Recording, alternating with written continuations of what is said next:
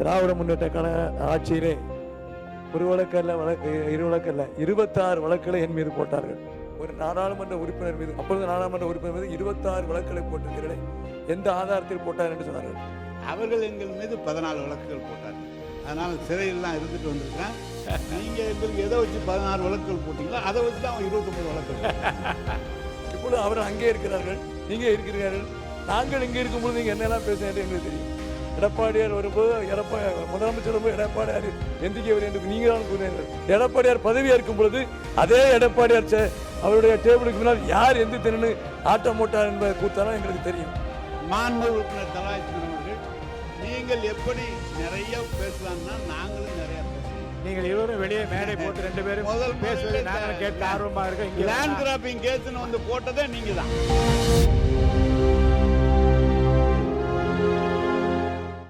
மாண்புமிகு பேரவைத் தலைவர்களே,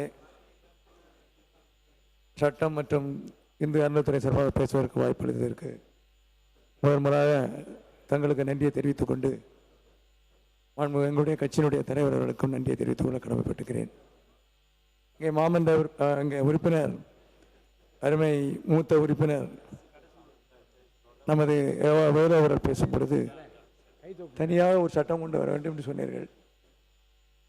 திராவிட முன்னேற்ற கழக ஆட்சியிலே ஒரு வழக்கல்ல, இரு வழக்கல்ல, 26 வழக்குகளை என் மீது போட்டார்கள்.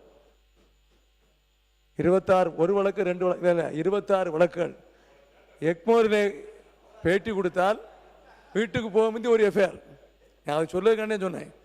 கடைசியாக இன்கம் டேக்ஸ் விஷயமாக புரட்சித் தலைவி அம்மா அவர்கள் நீதிமன்றத்துக்கு வரும் பொழுது கிரிமினல் கண்டெம்ட் அட்வொகேட் ஜெனரல் சொல்லி நாளைக்கே சீஃப் ஜஸ்டிஸ் கோர்ட்டுக்கு வரணும்னு சொல்லி என் மீது வழக்கு பாய்ந்தது. அது நீங்கள் என்ன சொன்னீர்கள்? பாதுகாப்பு வேண்டும் என்று சொன்னீர்கள். 26 வழக்குகளையும் முடிப்பதற்கு முன்னால் நீதிபதியை கேட்டார்கள். ஒரு நாடாளுமன்ற உறுப்பினர் மீது, அப்பொழுது நாடாளுமன்ற உறுப்பினர் மீது 26 வழக்குகளை போட்டிருக்கிறீர்களே, எந்த ஆதாரத்தில் போட்டார் என்று சொன்னார்கள். அது கூட, அதை பற்றி கூட நான் கவலைப்படவில்லை. கடைசியாக வந்த வழக்கு கிரிமினல் வழக்கு, கிரிமினல் கண்டெம்ட்.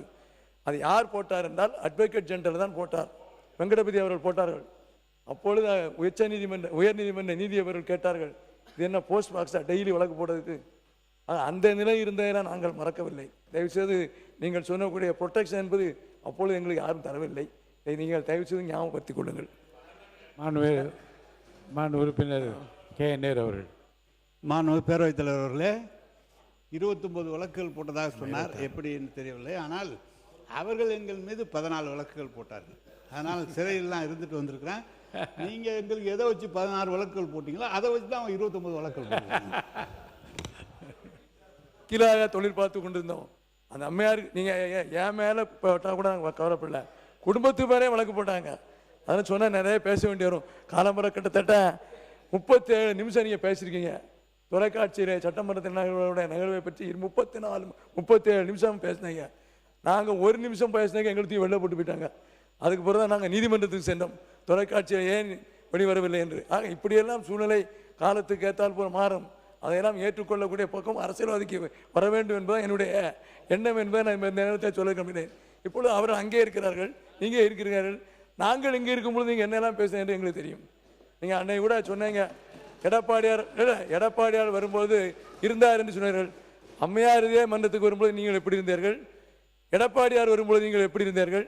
எடப்பாடியார் இருந்த பொழுது இந்த சட்டமன்றம் எப்படி இருந்தது? சபாநாயகருடைய இருக்கை எப்படி இருந்தது? அதற்கு முதலமைச்சர் மேடையிலே ஏறி நீங்கள் பண்ண கூத்தனர் நிறைய இருக்க. பேசினா நிறைய பேசலாம், வேண்டாம். தயவுசெய்து கோர்ட்டு நீதிமன்றம் என்று போனால் மாறி மாறி பேச வேண்டும். நீங்கள் தானே பேசுனீங்க. எடப்பாடியார் வரும்போது முதலமைச்சர் வரும்போது எடப்பாடியார் எந்திக்கவர் என்று நீங்கள் தான் கூறினீர்கள். அம்மையார் வரும்போது எப்படி இருந்தது? எடப்பாடியார் வரும்போது நீங்கள் எப்படி இருந்தது? எடப்பாடியார் பதவியாக இருக்கும் பொழுது அதே எடப்பாடியார் அவருடைய டேபிளுக்கு முன்னால் யார் எந்த திறனு ஆட்டம் போட்டார் என்பதை கூத்தாலும் எங்களுக்கு தெரியும்.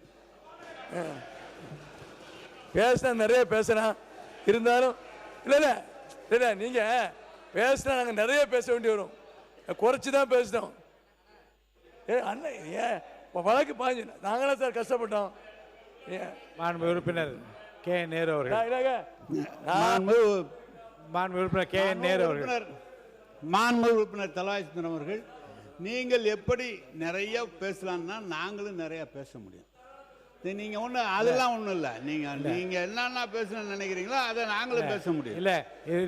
இல்ல நீங்கள்